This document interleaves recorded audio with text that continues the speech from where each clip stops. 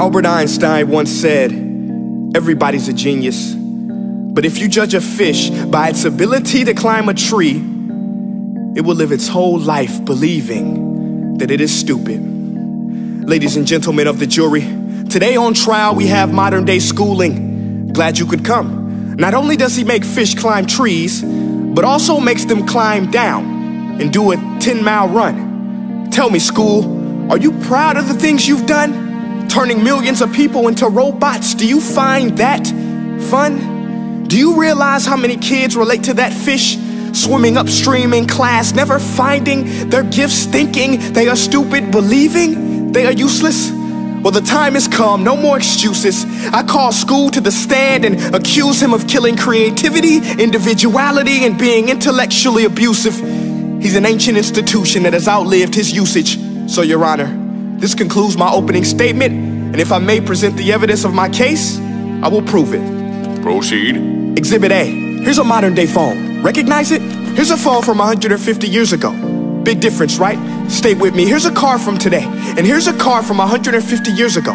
Big difference, right? Well, get this. Here's a classroom of today, and here's a class we used 150 years ago. Now, ain't that a shame? In literally more than a century, nothing has changed. Yet you claim to prepare students for the future? But with evidence like that, I must ask, do you prepare students for the future or the past? I did a background check on you and let the record show that you were made to train people to work in factories, which explains why you put students in straight rows, nice and neat, tell them sit still, raise your hand if you want to speak, give them a short break to eat, and for 8 hours a day, tell them what to think.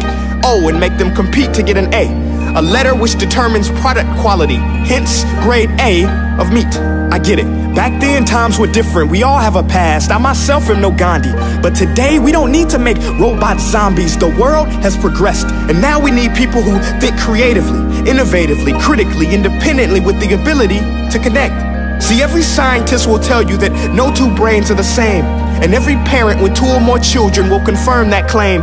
So please explain why you treat students like cookie cutter frames or snapback hats, giving them this one-size-fits-all crap. Watch your language. Sorry, Your Honor, but if a doctor prescribed the exact same medicine to all of his patients, the results will be tragic. So many people would get sick, yet when it comes to school, this is exactly what happens. This educational malpractice, where one teacher stands in front of 20 kids, each one having different strengths, different needs, different gifts, different dreams, and you teach the same thing the same way? That's horrific. Ladies and gentlemen, the defendant should not be acquitted. This may be one of the worst criminal offenses ever to be committed. And let's mention the way you treat your employees. Objection. Overruled. I want to hear this. It's a shame. I mean, teachers have the most important job on the planet, yet they're underpaid? No wonder so many students are short-changed. Let's be honest, teachers should earn just as much as doctors, because a doctor can do heart surgery and save the life of a kid, but a great teacher can reach the heart of that kid and allow him to truly live. See, teachers are heroes that often get blamed, but they're not the problem. They work in a system without many options or rights. Curriculums are created by policymakers, most of which have never taught a day in their life. Just obsessed with standardized tests. They think bubbling in a multiple choice question will determine success. That's outlandish. In fact, these tests are too cruel to be used and should be abandoned, but don't take my word for it. Take Frederick J. Kelly, the man who invented standardized testing, who said, and I quote, "These tests are too cruel to be used and should be abandoned." Ladies and gentlemen of the jury, if we continue down this road, the results will be lethal. I don't have much faith in school, but I do have faith in people. And if we can customize healthcare, cars, and Facebook pages, then it is our duty to do the same for education, to upgrade it, change it, do away with school spirit, because that's useless. Unless we're working to bring the spirit out of each and every student, that should be our task.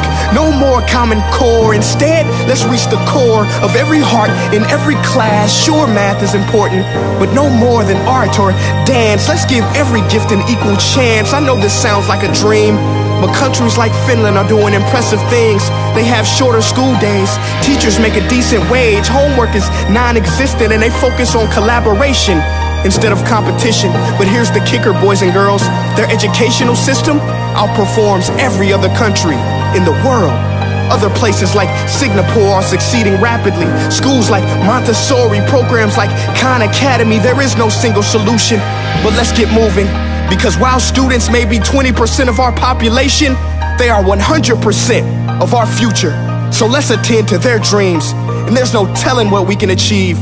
This is a world in which I believe, a world where fish are no longer forced to climb trees. I'll rest my case.